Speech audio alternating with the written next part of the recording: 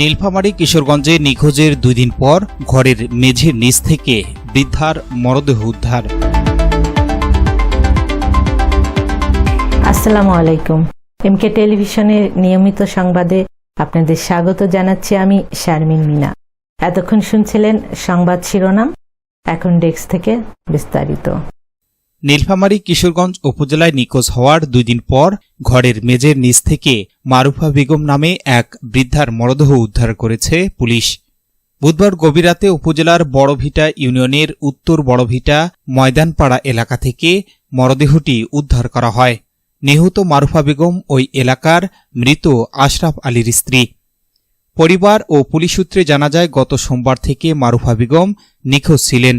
পরে ঢাকায় কর্মরত তার ছোট ছেলে লাভিন মিয়ার বাড়িতে ফিরে মায়ের খোঁজ শুরু করেন। এক পর্যায়ে লাভিন মিয়ার স্ত্রী ঘরের বিছানার নিচে রক্তের দাগ এবং মেঝেতে ফাটল দেখতে পেয়ে বিষয়টি পরিবারের সদস্যদের জানান। খবর পেয়ে কিশোরগঞ্জ থানা পুলিশ ঘটনাস্থলে গিয়ে সন্দেহজনক আলামত দেখতে পায়। পরে ফায়ার সার্ভিসের সহায়তায় ঘরের মেঝে খুঁড়ে মারুফা বেগমের মরদেহ উদ্ধার করা হয়। নিহতের ছোট ছেলে লাভিন মিয়ার অভিযোগ, তার বড় ভাই জুয়েল মিয়া মাকে হত্যা করে ঘরের মেঝেতে পুঁতে রেখেছেন। ঘটনার পর থেকেই অভিযুক্ত জুয়েল মিয়া আত্মগোপনে রয়েছেন বলে পরিবারের দাবি। কিশোরগঞ্জ থানা ভারপ্রাপ্ত কর্মকর্তা লুৎফুর রহমান জানান, অভিযোগ পাওয়ার পর পুলিশ ঘটনাস্থলে গিয়ে মরদেহ উদ্ধার করেছে। এ ঘটনায় জিজ্ঞাসাবাদের জন্য 2 জনকে আটক করা হয়েছে। মরদেহ ময়না তদন্তের জন্য পাঠানো হয়েছে এবং ঘটনার প্রকৃত রহস্য উদ্ঘাটনে তদন্ত কার্যক্রম চলমান রয়েছে। পুলিশের পক্ষ থেকে জানানো হয়েছে, ময়না তদন্তের প্রতিবেদন এবং তদন্তের অগ্রগতির ভিত্তিতে পরবর্তী আইনগত ব্যবস্থা গ্রহণ করা হবে। 2টা বালিশ 3টা বালিশ আছে, এক সিরিয়ালে 3টা বালিশ আছে, 2টা বালিশ আছে, একটা বালিশ আছে, 2টা বালিশ নাই। আমার বড় ভাইয়ের 2টা বালিশ হয় না, আমার ঘরে রাখছে। আমার বালিশ 2টা বালিশ নাই। এ পর্যন্ত আমার বালিশ 2টা পাইনি, বিছানির চাদরও পাইনি। তাতে সন্দেহ হয়েছে, কারণ ওই সাইডে দেখি আরো মাটি দেখি ফাইটা আছে, ওই জায়গায় সন্দেহ হয়েছে যে এখানেই আছে। কিভাবে বুঝলেন আর আপনি কাকে প্রথম জানাইলেন? আমি সর্বপ্রথম বাড়ি যাচ্ছি, এসে দেখি আমার মা নাই। চৌধুরমোড়া এলাকাবাসী চতুর সাইডে খোঁজাখুঁজি করছি, কোনো জায়গায় পাইনি।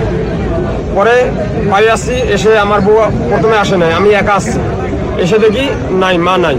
পরে চৌধুরমোড়া খোঁজাখুঁজি করছি, পাই নাই। পরে আবার আমার বউকে ফোন দিছি, আমার বউ আসছে। এসে আমার বউয়ে পরে 14 সাইডে খোঁজাখুঁজি করছে, আমার বউ খোঁজাখুঁজি করছে, পাই নাই। পরে দেখে ঘরের ভিতরে, তোষকের ভিতরে রক্ত।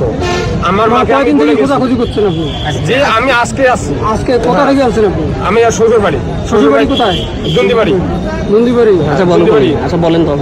আমি ওখান থেকে আসছি, আর পরে এসে আমার বউকে ফোন দিছি। পরে আমার বউ আসছে, জলঢাকা দুন্দিবাড়ি। পরে আমার বউ আসছে, এসে আমার বউ আমার ডাক দিতে আছে যে এই দেখো আমার এই বিছানার ভিতরে রক্ত। ওই জায়গায় সন্দেহ হইল। পরে 14 সাইড দিয়ে খোঁজাখুঁজি করছি, আমার রুমের ভিতরে খোঁজাখুঁজি করছি। খোঁজাখুঁজি পরে ওই কোনার ভিতরে দেখতেছি মাটি ফেটে ফেটে উঠছে।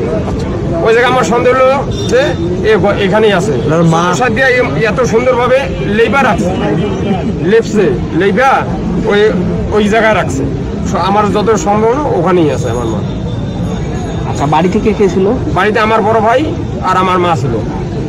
আমরা কেউ ছিলাম না, আমরা গেছিলাম দাওয়াত। তোমার বড় ভাইয়ের নাম কি? আমার বড় ভাইয়ের নাম জুয়েল। এরপর আপনি কাকে জানাইলেন?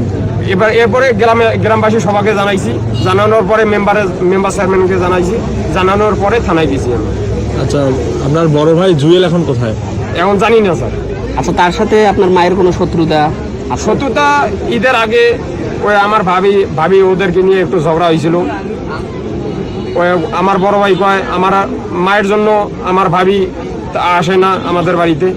এটুকুই জানি স্যার, আর কিছু জানি না।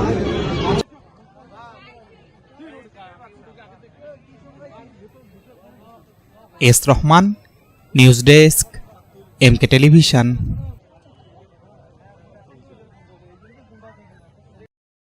শেষ করছি এমকে টেলিভিশনের নিয়মিত সংবাদ। এতক্ষণ সাথে থাকার জন্য সবাইকে ধন্যবাদ।